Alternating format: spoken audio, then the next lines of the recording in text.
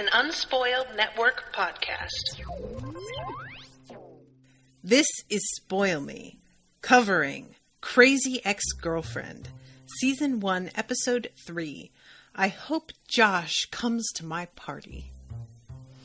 In this episode, Rebecca has to overcome a terrible, very understandable fear and throw herself a party to have an excuse to hang out with Josh because his girlfriend doesn't like him being around her. It goes so much better than I feared. And in some ways, that makes it worse. Welcome to Spoil.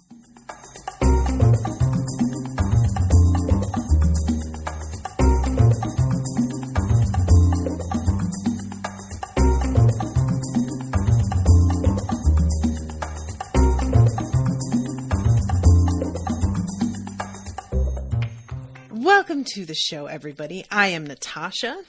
So first of all, many thanks to Megan for commissioning this episode. Megan, thank you so much. This show is just a delight.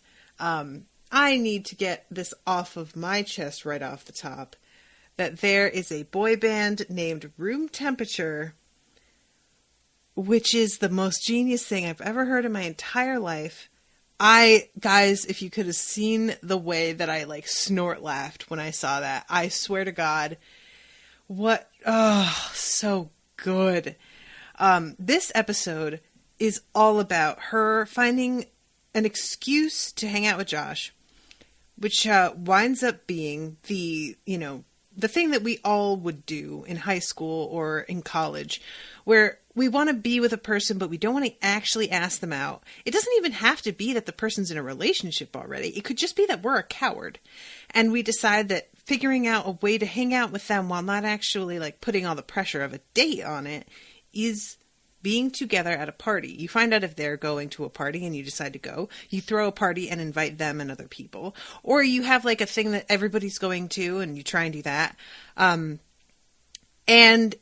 this whole, what winds up happening here, to jump ahead a little bit, we find out via Rebecca finally confessing to, it's Paula, right? Am I right about this? It's so frustrating because their names are not, like I said on another episode, there isn't the Amazon X-ray thing on Netflix. So if I don't know somebody's name, there's nothing to help me out unless I go to IMDb. And oftentimes IMDb has spoilers in it, so I don't want to check that out. But we find out that Rebecca had simultaneously two very traumatic, terrible things happen. Oh, Megan says, yes, Paula is her work friend. Good. I thought that was right. She, first of all, invited a bunch of people over to watch a streaming concert, which I don't really know if that was even a thing. I always thought that sort of stuff was a lot more modern day, because Rebecca's my age. So when she was at this age, it would have had to be 1998, 1997? Did they do this stuff back then? Or was this maybe an HBO sort of pay-per-view, how they would put the fights on? Would they do that? I was not a hip kid. I did not listen to the music of the day. I didn't get involved in any of the boy bands, buy CDs, or I didn't do any of that. I would listen when they were on the radio. I knew almost all the songs just because that was what you did. You listened to the radio. There wasn't all this these music services now where you could thankfully avoid the same 40 songs over and over. But she invites everybody over and only 3 people come, and those 3 people are not psyched. And so right there, we've got a problem. And then her parents have an enormous fucking fight, and it turns into her father literally walking out in the middle of this party. So there's a couple of things. There's the feeling of being a loser, which her father literally calls her friends losers. There's the feeling of embarrassment of your parents acting like this in front of the few people who did agree to come over. And then there's the obvious trauma of your dad walking out in the middle of this thing. and feeling like the party you tried to have was the catalyst for them having this fight in the first place. Even though as an adult, of course, this isn't the reason they split up. But when you're little, it's hard for you to like separate those sorts of things from one another. And I just would like to reflect. I am somebody who loves to throw a party. Like, I don't know how surprising that probably is to all of you. I'm sure it's a shock. But like, hosting parties, cooking for people, making special drinks, decor for the season or the event, thematic like goodie bags or props or whatever, like to take photos with. My jam. So deeply my jam. Unfortunately, that was the opposite of my mother's jam. And she, of course, would be the one in charge of parties. If my father had been allowed, I think we would have done more. But my mother had pretty terrible social anxiety. And she also was really sensitive to noise. Like, it was part of the anxiety thing. She's actually gotten a lot better about this stuff and has like managed to branch out and have more friends and do these kinds of things more often. But when I was younger, it killed me because I wanted to I wanted to throw the kinds of parties that I would see on TV, in movies and whatnot. And even if they weren't that extravagant, I just wanted to have everybody over. And it was a combination of terrible factors. It was like, not only was my mother super not into it and just didn't like having people over, but I didn't have a party house. And I feel like that's something that if you do have that and you've never known anything else, you don't really realize how like lucky you are. Because when you see the flashback with Rebecca, she didn't have a party house either. Like, her friends are just sitting in the living room and the bedroom's like right there where her parents are fighting. That is not a party house. And that's what my house was like. Bedroom right fucking off of the living room. So at one point I'm like, my mom finally let me have some friends over, and she wound up like pulling me aside and like kind of low-key screaming at me that we were being too loud. We were not, guys. Like, if we went back in time, I think you would all be shocked at how well behaved we were for a bunch of high school kids. There were like 10 of us. And she was so angry that she was like definitely audible to all of them out there. And it was made very clear that she did not want them there. And that she wanted them to, like, we were all together watching a movie, and she wanted us to just end the movie early and make them leave, which is humiliating. Like, I just couldn't believe that she would ask that. And I was so, I managed to just sort of like get her to like calm down. But then, of course, the movie ended and I basically had to shove everybody out the door.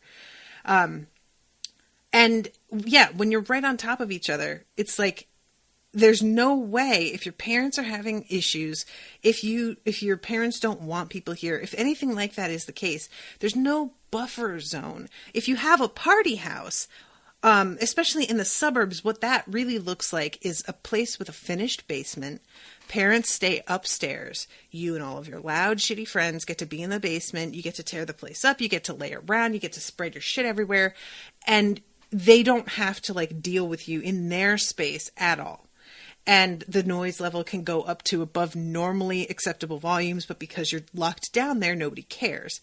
And I had a couple of friends with party houses like that, and it was just, I can't tell you how jealous I got. And there was, when my parents and I moved at one point, they looked at buying a house that had that kind of basement, and I was freaking out. I wanted them to get that house so bad, and they wound up not, and I was heartbroken. So the whole thing with Rebecca inviting friends and then only a couple of them actually coming, I personally have not like thrown this kind of party myself and had it happen, but I helped my boyfriend in high school try and throw this kind of party for like a big one for New Year's, and practically nobody came. And that one was heartbreaking because I was doing it on the behalf of somebody else. Hint, he did have a party house. He had a big finished basement. His parents bought like tons of food. But unfortunately, he was kind of a shitty person, which I didn't see at the time, but he was, and other people could tell. And they just didn't really... So everybody wound up going to this other kid who was much more popular's house. And we didn't even know he was having a thing. And the pool of friends that we were sort of trying to pull from was almost all the same people. So they all chose his place, and people were like, well, maybe we'll come by after. And then they would... Like, when they were pretty much on their way home, they'd stop by and see that there was almost nobody there and then awkwardly leave. And it was just, it was so awful. So this, like, the cringiness of thinking there are going to be more people than there are, the like, moment at the beginning of Rebecca's actual party where there's this big empty space in the middle of the room and everybody is, like, either... outside on the patio because they're smoking. They're inside sitting on the couch and like grouped together so there's nobody like... And then there are the people that are awkwardly standing around because there aren't chairs and they don't really know what to do. So they sort of like go off to the side. So it just makes this whole... There is an art when you are throwing a party at your house to creating a flow through your living spaces that makes it easier for everybody to mingle without all of this furniture getting in the way. And that doesn't mean that you have to get rid of the furniture. You just have to figure out how to set things up because it's just, you have to move stuff around. And Rebecca, her apartment has almost nothing in it. Like, she's got some decor, but really, like, Paula brings over all of this party stuff, and thank God, because that's all that Rebecca really has hanging on the walls. This place is like, it's kind of echoing and sad, you know? So that moment where she points out, and like, there's no music playing either. That's the other thing. Have you guys ever had that where you go to a party and everyone is standing awkwardly around, just like talking in low voices, and there's not even music on? I have run into that a couple times. I don't understand it. Like, you don't need to put dance music on. You don't need to try and like get this to be a jumpin' party. I prefer those, but that's not necessary. But have something to sort of ease the like horrible friction of dead silence and voices that are trying too hard to fill the silence, because those things, it's just excruciating. So this episode just really spoke to some specific things that I am in particular afraid of or embarrassed by, or like just, you know, so I really liked this one. But anyway, I'm really jumping ahead here. We start off with her purposely breaking her garbage disposal. She basically shoves an entire rotisserie chicken down the garbage disposal and then pretends that it got broken and that she had to call Josh in order to help her. She just called him to tell him that there was an emergency, and he comes running over because he doesn't know, like, she makes it sound like it's a crucial, critical time, you know, sensitive thing. And it turns out that it's just the garbage disposal, and the look on his face. And she says, I know that you're a real fixer from summer camp, woodshop, making all those lanyards. And he has this look on his face like, what are you talking about? And she's like, I didn't call a service because one time the handyman that came over stole my grandmother's necklace. So, and she says from Krakow. So I said, never again, which is, never again is, you guys know, like the whole thing with the Holocaust is like, that's the thing that the slogan for keeping this from ever happening again. And her using that about getting a handyman is just so wrong. It's so wrong. So he's in the middle of staring at her like she is out of her mind, which she is. And Josh comes walking in. White Josh. This is not brown Josh that she has a crush on. White Josh is very impressed with her place and immediately asks how long she's been here. And she sort of like gives him this look, and then we go into the opening credits. Now, I want to remind you guys that the opening credits like this are not in the first episode. So when this happened last time, I didn't realize that these were the credits, period. I thought that this was just how they were choosing to start episode 2. And then when it started again this time, I was like, oh, this is how it's going to be every time, which I find delightful. I could see this getting really annoying, but I really, really like it. And I like that there are a couple of people that are in this one that we hadn't seen before, the new buddy and new neighbor. So we haven't actually, met them before, but here they are this time. So this whole thing with Brown Josh and White Josh is,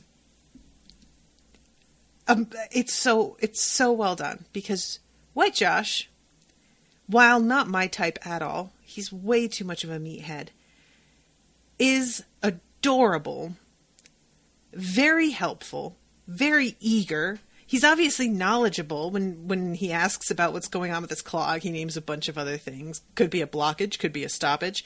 And he gets right in there with no hesitation whatsoever. And she is really resentful of him being here because she thought she was going to get to be alone with Josh. It turns out Brown Josh brought White Josh because he knows that his girlfriend is really uncomfortable with him being alone with Rebecca. And he hoped that by bringing White Josh with him, she wouldn't see this as a danger if she found out about it, which I bet that he's hoping she won't find out about it in the first place. And I have to say that the whole thing, White Josh is out here looking hot as hell. At one point, he says how hot it is and takes his shirt off. And he has this body that is stupid. Guy, how dare you? He's got the kind of body that you don't need to have a shirt off to immediately know what's going on underneath. Some people have that, where you just anything they wear, they look like they're practically naked because their body is just so sculpted that clothing falls in such a way that you could just tell. And so, yeah, he is standing there with his, he hasn't even taken his shirt off at this point, but he's standing there leaning against the counter. And as a viewer, I'm already going, oh my God, look at his forearms. Jesus Christ. Thinking this to myself. And then sure enough, he takes his shirt off and it's just better. It's even better. There's plenty, I prefer more chest hair, sure, but good God. So, yeah, she's so distracted by how irritated she is that Brown Josh brought White Josh at all, that she is failing to see that there is another really gorgeous single dude who is available and has a lot of excellent attributes that maybe she should explore. But she does not seem to be fucking... And this is the truest shit, guys. I don't care who you are. You have had this crush before, right? Where maybe they're not the hottest one in the room. Maybe there's somebody else who's on paper technically better for you, has more in common with you. But for whatever reason, that other person that you already have the crush on is the one, and it does not matter who else comes into the picture. They are invisible to you. It's those kinds of crushes are honestly crippling. And you can see that that's what's going on with Rebecca. Rebecca is in a special position where mentally she was in this really terrible, fragile state. So this all happening really was a perfect storm for her doing some really off the wall crazy shit. But overall, the whole thing with how she handles this feels very familiar. It's so annoying when you look back at yourself after a year has passed and you see all of the potential that was around you that you just completely shelved for the sake of this one person who wasn't even that interested. And you could have just fought, any of these other options you could have pursued, and there could have been so much more out there for you. But no, you had to have this one thing, and that was it. And if you didn't have that, then you would throw a tantrum.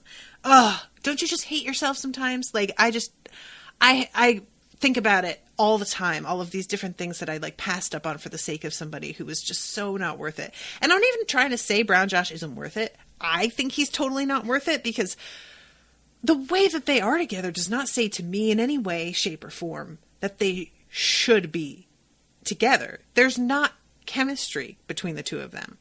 There's not, right? Like, and it's an interesting question. I don't know that I've really seen Rebecca have chemistry with anyone so far. Not really. But I feel like that works because she's in such a terrible headspace that you have it, like, for that chemistry to really be there, you've got to be sort of present when you're around a person, and she's not present around anybody, not even Josh, because with Brown Josh, she's just fucking like overthinking everything he says. She's analyzing everything she says in response and like plans it out before she says it, or she doesn't plan it out, and then after she blurts it out, she's like, fuck. And there's a certain amount of like being completely in the moment with a person, and that's where chemistry is that you sort of get lost in this conversation that you're having because you're having such an amazing connection that you don't have to do all of this overthinking that's not necessary, because there's just already something there. And that's not happening with her with anybody, I don't see. So I kind of like that. I don't know if there was supposed to be chemistry between her and Josh, but I would guess not, right? Because this is supposed to be the kind of thing that from the outside, you're looking at it like, girl, what are you doing, right? And that's what's so amazing about her finding Paula, is that Paula is such a mess in her own way that she looks at this girl, and instead of saying, girl, what are you doing? She says, oh, girl, yes, let us do this project together. Which is like, it's one of those things where I'm like, I love it because I want her to have support, because I feel like if she didn't, this would get so much worse so quickly. However, having somebody around to feed into your like quasi delusions about things isn't awesome either. So yeah, I don't know is what I'm saying. But yeah, this scene where White Josh takes his shirt off, he's brown as a biscuit, like he's called White Josh, but he is very, very tan and just looks quite nice. And she has this look on his face in response to him with his shirt off, like she is seeing a lizard or something shedding its skin. Like, she is revolted, and I just, girl, what is wrong with you? We know what's wrong. And he announces that he fixed the disposal already, and she's very irritated by that and wants them to stick around longer and watch a movie or do something. I love this moment where she distracts him with her phone like he's fucking 7 years old. She's like, here, play with my phone, bud. And he immediately does. He does. He opens her phone. Oh, you've got a step counter on here? Ooh, you're way behind. I'm going to get you up to speed. And starts walking around with it. The purity of it. It's great. I love it. He's such a doof. His big smile at her about it. Like, I just want her to hook up with him so bad. I don't want him, obviously, she's very intelligent, and this guy could not keep up with her. But, girl, have some fun. Get this out of your system. Good God. You got to do something. I sort of think of it like, for those of you who have seen There's Something About Mary, when he's about to go out on a date and his friend is like, you need to jerk off before your date because you are going to be so tense and flipped out. And I kind of feel that way about her screwing somebody else, is that she has all this like pent up sexual energy from obsessing about Josh, that if she gets in with somebody else and manages to like let go of some of that tension by having sex with somebody else, it might improve her chances with Josh, because she'll be more relaxed and she won't be such a fucking disaster on two legs all the time. But I don't know. Maybe that has nothing to do. Maybe that would not help. I don't know. Maybe it'd make it worse. But yeah, as they're leaving, he gives her like all of this instructions. Like, what is it that he says? Oh yeah, no fish bones, no seeds. Lemons seem bad, but they're actually good. All this stuff like that if she were actually having this problem, this guy would be super duper helpful. And then she says, put on a shirt. Nobody wants to see that. Girl, you're wrong for that. So she seems really embarrassed after they leave. Like, it's disappointed, but also really embarrassed. Can I also just say that I like the fact that they show her apartment being bare the way that it is. Like, you see the sink and everything in the background, and there's not like cheery little colorful soap bottles. There's not something like hanging over the sink. This is not a home. This is a place that she's staying while she obsesses over somebody. And I love that detail because I feel like there are a lot of shows that don't really care to like be more genuine about the living conditions people would be in based on who they are and what their income would be and all of that. And they just want to make the space look nice for the camera. And I kind of love that they aren't doing that here. They're just letting it be this, like, it's practically like she's not even living there, It's the sort of, it looks like it could be an Airbnb that she's just crashing in for a couple of days. And as long as she's been here, that she hasn't made really any effort to make it seem like more of a home is a little bit telling in its way that she is almost not seeing this as a permanent thing herself. And I'm wondering about that because I feel like she is wanting to move in with Josh right away or something. Like that's what she was hoping to have happen. Or else maybe she's just not somebody who makes places home, because we saw where she was, when she started to like have her like mental breakdown. And that place was also really bare. So this just might not be a priority for her at all. This might just be how she lives. I find that insane.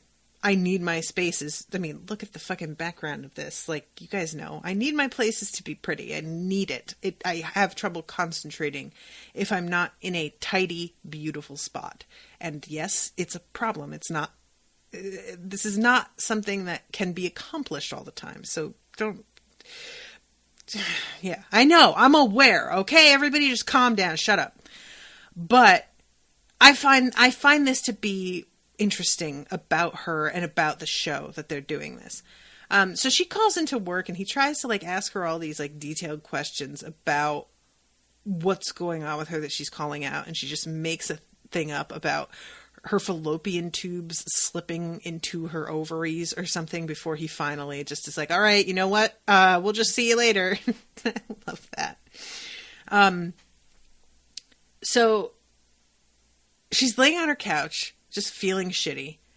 And Paula comes in and says, Daryl said your uterus exploded, which that feels like exactly what he would say. And Paula comes in. Listen, Paula looks fierce. She's wearing this black wrap dress, which is kind of a whatever dress. It's like fine. But then she's got this awesome belt that has like all of these flowers embroidered on it and like a fringe to it, which I love. And she has these crazy cherry pendants hanging off of her necklace and these big like red earrings. This whole look, I love it. I love it. I love it. So yeah, she's kind of giving her a look like when she comes in about, because what Rebecca is still trying to say is that I didn't move here for Josh. I just moved here for a change.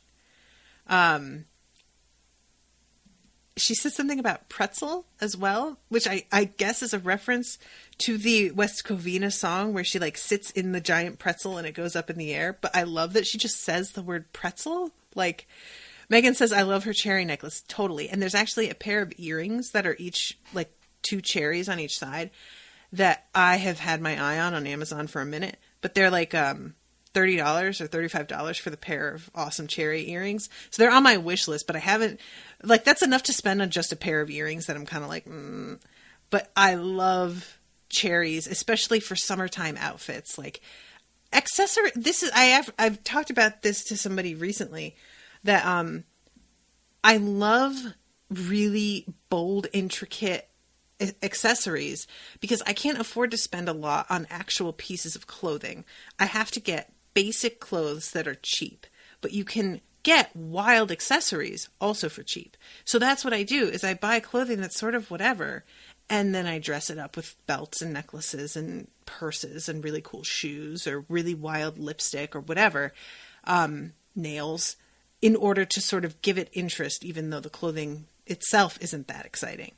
And that's really what's sort of happening here with Paula's outfit. Not that she does that as a method all the time, but that's kind of what makes this whole outfit look so amazing. So anyway, fine, you know it, I'll admit it. I want to be his friend. And Paula, again, just looks disgusted and folds her arms and looks at her like, come on, you want to be his friend. Get the fuck out of here. We all know you still can't admit it. So she says his stupid dumb girlfriend has barred him from being alone with me. And this is when Paula says, you need to throw a party. This is the thing that you always do when you're trying to get around something like this.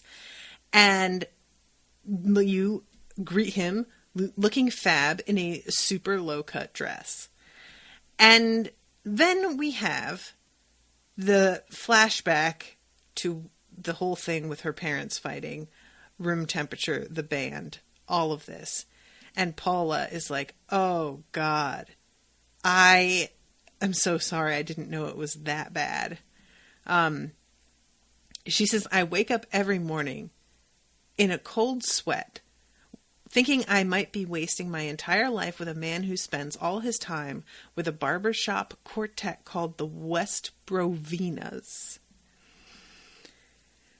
And my children, my best hope is that they get into a really good gang.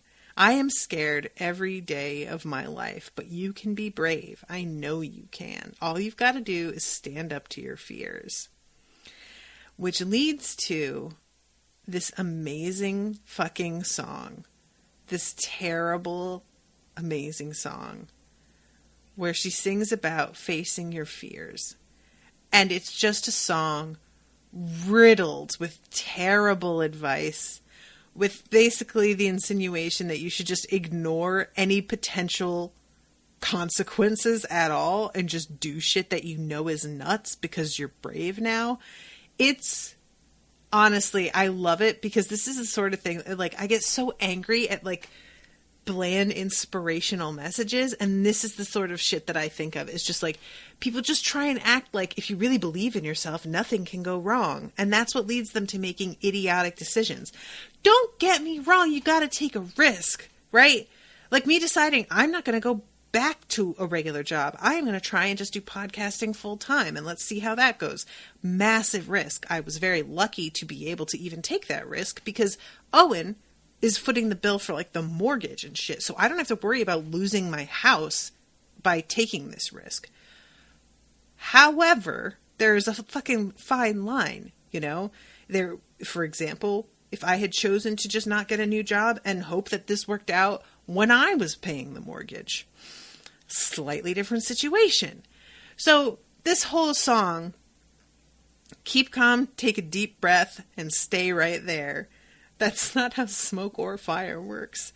Oh, God. And she keeps on, like, singing out towards nobody, which is another thing that I really like about how this song is done, is that she's, like, not even really singing to Rebecca anymore. Like, she starts off that way, but then it becomes this really, like, vague, ego-driven, self-involved, like, sermon, right? Instead, it's not even about her friend anymore. Every time Rebecca tries to say anything, she tells her to shut up because all she wants to do is be able to, like, say what she's got to say, and that's it.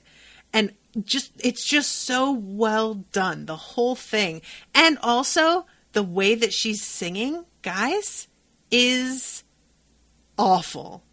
She's doing that thing where it's like almost like a gospel style where she's going up and down octaves and just like rolling around with too many like syllables to words, and has kids running out with open scissors and slicing the scissors closed behind her as she's saying, like, it is just, and I love Rebecca.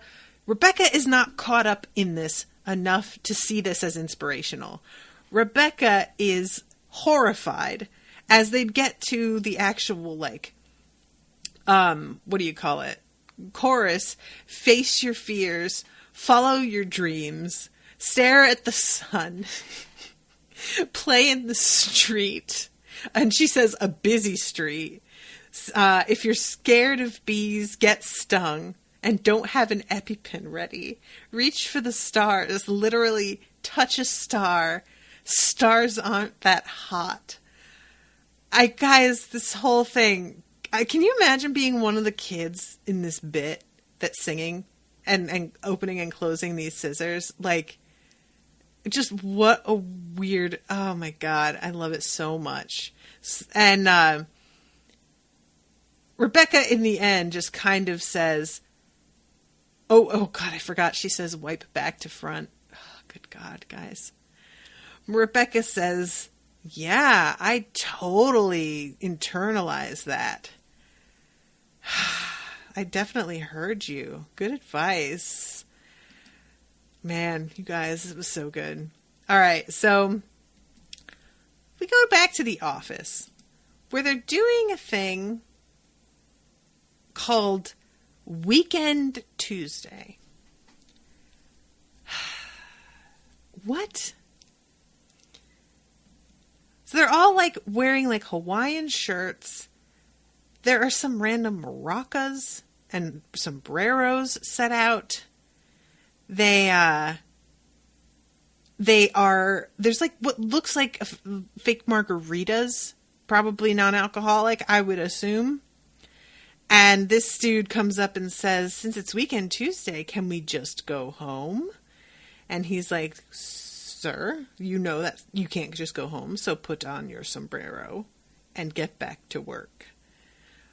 What is Weekend Tuesday? What is this? What is this? He doesn't know even what this means.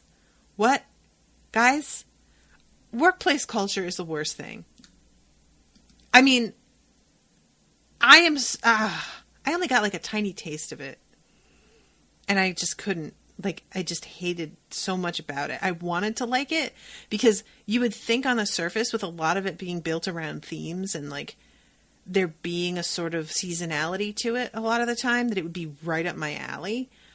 But it's just done in this tepid sort of way that's like, it just meant to distract you from how mundane and terrible everything is, rather than doing it for the joy of it itself.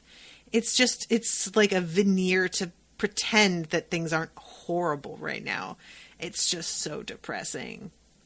So they're standing there figuring out what they're going to do with the party, sending out invitations and how this is all going to work. And their boss comes up to them and says, are you working the Castwick case? And Paula turns around and says, it's Weekend Tuesday, Daryl. And he goes, no, I'm sorry. You're right. And then walks away thinking, I may not have thought this through. Which, I mean, he just said that somebody had to get back to work because even though it's Weekend Tuesday, it doesn't count. But apparently it counts when Paula says this. So I don't know. So then we go to Paula's house. Now, again, talking about making a house look like a place that this character lives. It's not a disaster. It's not horrible in here. Honestly, it's a lot cleaner than probably it would really be with two boys that are like teenage years. But it is a lived-in house. There's a rack full of dishes. There's all kinds of stuff all over the counters. There's no counter space really at all. I love that her hair is just randomly like pulled back in a bunch of clips and not done. Like, she had just looked really cute at work. But now she's in her home mode where she's wearing this like old t-shirt and sweats and everything. And her husband comes in and he is just this useless dude. Y'all, I know I'm running out of time, but I just have to go off for a second. I am in a group called Women Supporting Women is My Kink, TM. It's TM'd for a whole other reason I won't get into. But it is. Women, like a lot of the shares, are women who feel like their husbands are giant children that they also have to take care of. And it is so awful to read. There's a recent post of a before and after of this woman's daughter's room, and the room was a disaster. And she went in there with her husband to help clean it up because they needed to pack because they're moving. The husband is aware that they're moving in 3 days. He helped her for half an hour, disappeared, and she went downstairs and found him watching a movie in the living room. He just left. And she got so angry that she didn't even want to be around him, which I can relate to. And she went up and finished it herself. It took her like 3.5 more hours. And when she finally finished and came out, her husband was already in bed asking her, "Aren't you coming to bed?" To which she was like, "I have laundry to fold and another load to turn over." And he asks her, "Oh, do you want me to help?" And she just stared at him and was like, "That would be nice." And there was somebody in the comments who said something like, "Well, you need to communicate with him. He can't read your mind." Holy shit, you guys. They don't need to read minds. They need to have common fucking sense. You're moving in 3 days and he's down here watching a fucking movie. You shouldn't have to write a list and communicate about basic adult shit that you are supposed to take care of as a matter of course to live your life. That isn't what your job is as a wife. And this scene made me so crazy. I just want her to leave this guy. I really do. He is terrible. She's asking him where the white tablecloth is, and he threw it away because he does not care that it was from their wedding. And he's mad that she doesn't seem to understand that her instructions weren't clear enough. Yeah. Yup. This sounds like comedy? No, this is a real thing that happens. This is what ended my first marriage. This kind of shit. He was so, completely unwilling to do anything regarding domestic labor in the house, emotional labor with his family, anything like that. It was left to me, and it was just exhausting. And he's in the middle of doing his barbershop bum in between all of his talking to her. It's a real pain for him to stop practicing in order to have a conversation with his fucking wife. Oh, I hated him so much. And her son comes in and he's having a lot of trouble because he is supposed to be taking a quiz tomorrow. And I don't even remember what subject it's on, but he is mad because he doesn't know anything and he feels stupid. And it turns out that her kid has ADHD, OCD, SAD, panic disorder, restless leg syndrome. She says that he's been diagnosed with a million things. And he just has a lot of trouble focusing and concentrating. And she tells him to face his fears. And he takes that as meaning that he should steal the test in order to cheat. While her son, by the way, is sharpening a katana over in the corner. So what winds up happening with this is that her son gets caught. And he has this really scary principal who basically tells her, "We're transferring your kid because he has too many behavioral problems and we can't handle them here." And she does not know how to respond to this. And this is the terrible truth. When you are dealing with a person who has a lot of power and you're not in an area that you feel like you have a lot of experience with, that you don't feel like you can make an argument off the top of your head because you genuinely don't know enough to just talk out of your ass the way some people are perfectly capable of doing, you clam up rather than argue the point or even ask relevant questions. You just sort of shut down because as far as you know, what they're telling you is the only option. And they are telling you with such authority that you totally take them at their word that this is how it is. I've run into this with doctors going into see a doctor about something that's going on with me and then finding out that they will say something to me that feels wrong in the moment, but I don't really know how to address it. And then after I leave, I'm like, wait, but I told them that it happened when this, and this happened, and that doesn't make sense. And all of a sudden, you're thinking about like 7 reasons why this doctor either wasn't listening to you, wasn't taking everything into account, or just straight up didn't care. And it's too late. You're out of the office and you can't make another appointment for 2 months, you know? So this scene I actually really liked, with her dealing with her son. And he's like, you told me to face my fears. I was afraid that I was going to fail. So I went to take the test, to steal the test. And she's like, you weren't afraid of getting caught? Because maybe that's the thing you should have been worried about, son, is all I'm saying. But yeah, I kind of enjoy her interactions with this kid. I'm like, I find it fun how the show has decided to contrast Rebecca being single, being younger, and not having any kids or any sort of like responsibilities to anybody, with Paula, who is constantly being pulled in different directions because her husband is useless and she's got 2 young kids. And she winds up like, she's in the middle of helping Rebecca set up this party, but she winds up having to leave because of this emergency with her son. And, you know, this is the sort of thing that like, when I watch stuff like this, I'm like, yeah, see, and this is why I don't want to have a kid. Like, I want to be able to just do what I want. That's really all it comes down to. You get so few opportunities anyway in life to just do what you want, that choosing to add another factor in there that would really cause you to limit what you can do just is baffling to me. Like, why would you do that? But people like to have kids for some reason. I don't know. So with the whole like face your fears thing, she winds up going in there at the end and faces down with the principal and explains to him with a fucking Rebecca in the background with cue cards. I love this because she can't keep all the information in her head, but she doesn't want to walk in there with like, you know, flashcards either. She wants it to look like she knows what she's talking about. So she has Rebecca duck in the background with these big cue cards explaining exactly what it is that this guy owes because of her kid being at this school. So it's pretty great, actually. I'm going to jump ahead to that moment. So yeah, it's, sorry, what if I forget all of the stuff I'm supposed to say?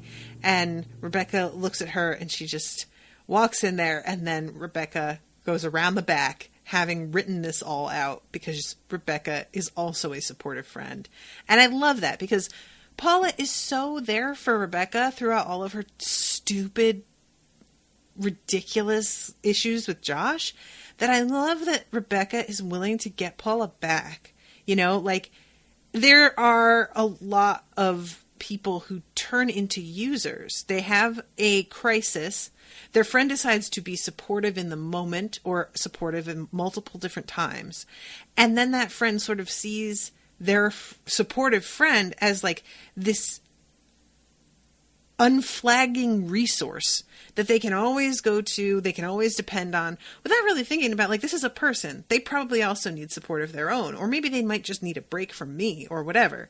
So I love that she is back there having Paula's back completely. There is a statute called the Fair Access Rule. And if you expel Tommy, then you are liable for a $26,000 per year stipend for special education. If you drop the transfer hearing, I will let you off the hook. But it's your choice. And I am not afraid of you anymore. And this guy is getting a look on his face because obviously he is not a person that is used to anybody coming at him in any way. And I just love this so much because, and I love that Rebecca at the end writes, "Get it, girl." But yeah, this whole scene is so great. Like, because advocating for your kids is super important. They remember that shit, man. I know I remember. I remember, like, teachers, like, being like, well, this isn't very realistic when I would, like, write fantasy stories. And my mom being like, this teacher is an idiot. And I was like, yes, thanks, Mom. Like, little things like that, you know? So this is important stuff. And I like that even though Paula is frustrated by having to duck out and deal with this, she obviously loves her kid and cares about, like, this being a safe and good option for him. You know, this isn't, this isn't just her trying to get back at some dude for petty reasons. She has a legitimate concern, and this guy's being a dick. And I really enjoyed this whole little subplot. So anyway, let's go back to the party. Rebecca's out here handing out flyers. Guys, oh, you know what I'm realizing? I did have a thing like this happen. When I got married, we had our actual wedding, which was very, very small. And then my father wanted to throw this big backyard barbecue thing, kind of as a wedding reception with the rest of the family. And we were able to invite people, and I invited a bunch of friends from work, and almost none of them showed up. Like 3 people showed up. And there were 2 whole round tables meant to hold like 12 people each that were almost completely empty, and it was awful. So yeah, I definitely did have this happen. It was just like not a party that I was throwing, so I kind of forgot, but similar enough. So Rebecca's going out and handing out all of these flyers, and this is when we get the song, I have friends, I definitely have friends. And this whole thing is so like, it's all of her friends introducing themselves and saying who they are. And some of them are just like, I'm the lady who hit your car. I'm the grocery clerk with half an eyelid, which it turns out he burned off by trying to light a cigarette from like a stove burner or something. And it's her dancing around with the younger her from her flashback and all of her friends from school that were at this thing. And it is the most awkward, terrible shit. And she thinks, she's like, I think a lot of cool people are going to come. Everybody really likes my flyer. Nobody thought it looked like a house burning down. She starts to realize quickly that nobody's really going to come. And even Josh's 2 friends are going to be out of town. So she can't even depend on them to come and kind of be a buffer. I would love to point out this whole thing with her inviting Josh, and she's got this like low cut t-shirt on that she's like squinching forward her boobs while she's talking to him and like propping them up on the edge of the table while she's talking to what's the name of the bartender again? Dan? Something very generic like that. Gary? Greg, there we go. I was so close with Gary. Okay. Thank you, Megan. But yeah, this whole thing with her boobs in this shirt, I used to have a t-shirt like this that it was just like, it seemed on the surface to be a very like sort of modest, it was just a t-shirt, but it just made my boobies look so good. And she's real lucky that she's got them titties. She's got some good boobies on her. So she goes and invites her neighbor to the party. And the neighbor is this super cool chick. And by super cool, I mean like really standard cool. Standard issue, I'm wearing a belt with lots of grommets. I have torn, what does she got? Oh yeah, fishnet stockings on. My hair is like all streaked with bright colors. And I'm wearing a beanie in the middle of summer. I have an eyebrow piercing, lots of tattoos, 4 different necklaces on, the whole thing. And this girl, her acting is really fun. And she explains to Rebecca, like, we don't really talk to each other around here. That's not how we work. And I could not give any fewer shits who lives around me. I don't even know who they are. And Rebecca's insistent about her coming to this party, and she's like, you know what? All right. You're weird. You're like kind of a mess, actually. And I have to do a paper for psychology, and you would be a really interesting study. So yeah, I'll come if I can just like, not to party, but to just sort of watch you. And we see her later at the party where she's just like filming different moments, which I just really, and I like the fact that she specifically says, I'm just going to watch you. Like she just says it. I'm taking abnormal psych at the JC, and I just think you would make like a really good paper. So yeah, this turns into the most weird, awkward party at the start. And when Josh comes over, like she has sent out Paula to go get some emergency guests. And, oh, I forgot about this moment because they're wondering where this one woman is. and where she could possibly have to go rather than come to this party. And we cut to her doing these weird sorts of like parkour / gymnastics moves in an alley. And it's real weird. I don't know if she's a cat burglar or what's going on. But that was a weird little moment that is never really explained. And I kind of like it. Don't explain it, actually. Don't do it. So yeah, Paula decides to just ride out and try and get some randoms to come to this party. But Josh shows up and he's laughing at the fact that she's so worried about how she's going to have no friends here. He's like, you just moved here. Of course you're not going to have any friends. He calls her a banana. You silly banana. And I really liked that. You know, he's very reassuring because I have a hard time with understanding what it is about Josh that she likes so much because we don't really get to see him at all except for his interactions with her when she's acting nuts. And honestly, nobody's going to be at their best when they're dealing with Rebecca when she's acting like this. She's just super weird. So, yeah, he comes in and they're like hitting some piñata outside. Like, this whole thing is just, it's really something. Because she invited her boss. And, yeah, she tries to be like, I thought it would be better if it was smaller. And then she just admits, no, I didn't. I just really thought that there would be more people here. But you just moved into town, you banana. And he puts his arm around her. Of course you don't have a million friends. It'd be weird if you did. If there had been a ton of people here, it would seem like you just invited random people you didn't know. And as he's saying that, I'm like, but Paula's out there and they're about to like walk in. But he decides that he's going to try and help her out with getting some more folks over. So he organizes this like selfie and does a hashtag with it and is really making an effort to like help her get people to come over. And I really love this about him. Like, this is just really sweet. So he just has finished posting the thing and then Paula walks in with a crew of like 15 people behind her that she met up with after a Gamblers Anonymous meeting.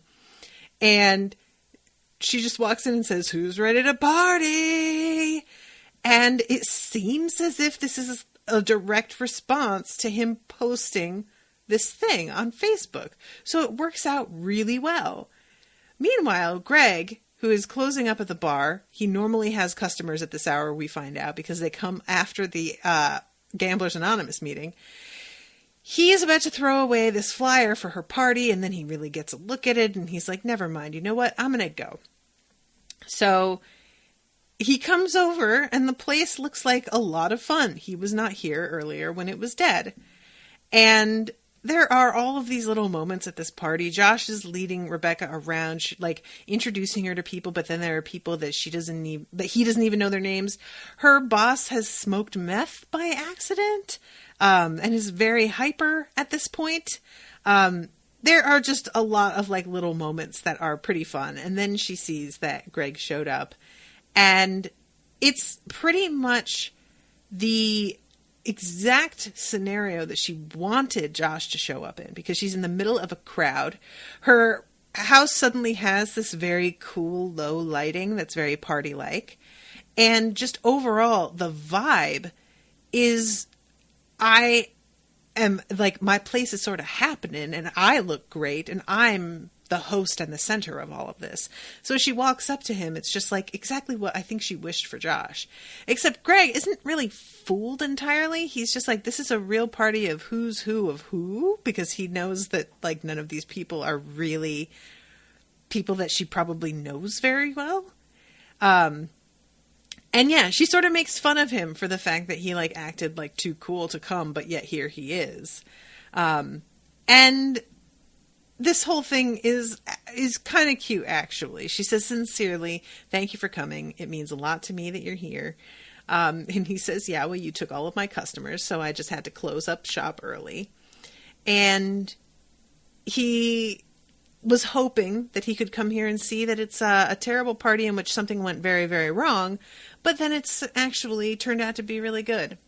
So, and she says, and I have one person to thank for that. And she turns and looks at Josh, and I'm like, oh, God, but you don't, though. You have Paula to thank for that. Josh helped in his way, but didn't really help. He just helped her to feel better about the whole thing. But Paula was the one who did shit. But then I'd stop being mad because Josh gets his fucking boy band moment. And it is so hilarious, guys. He is every member of this boy band in a different outfit. And I love that it starts off with, hey girl, I know things haven't always been easy for you. Like, the whole way that this starts off is so corny and so exactly how those fucking videos would start off. And just, it's an amazing combination of him talking to her like he's this romantic dude who's like the perfect boyfriend, but then also being like, yeah, and I'm also a licensed therapist who specializes in all of the weird mental disorders that you're dealing with. And it is just so good. Oh my God. And his dancing, does a couple of body rolls that I was kind of like, oh, okay, Josh, what? Yeah, the whole, it's just so good. It's just so good. So pretty much this was like worth the entire episode.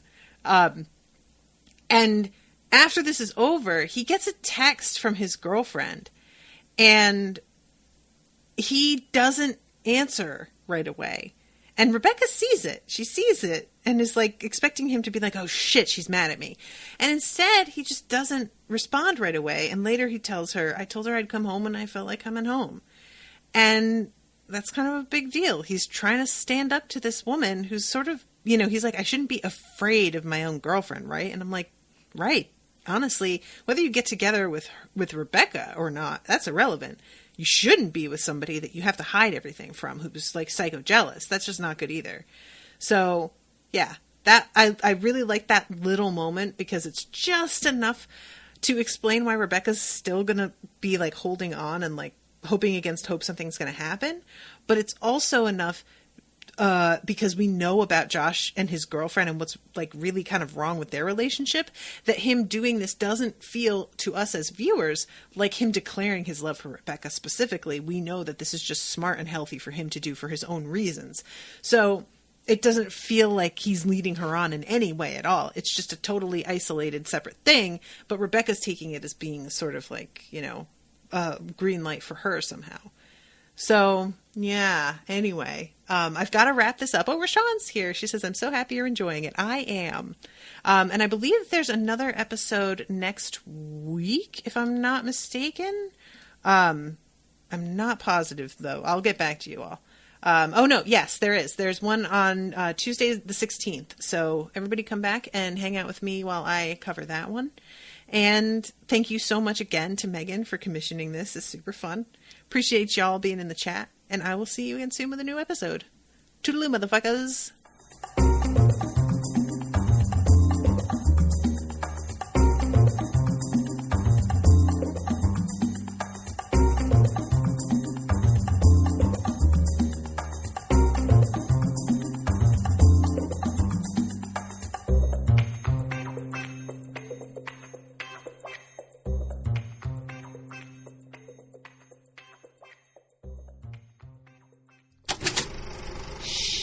That was an Unspoiled Network podcast.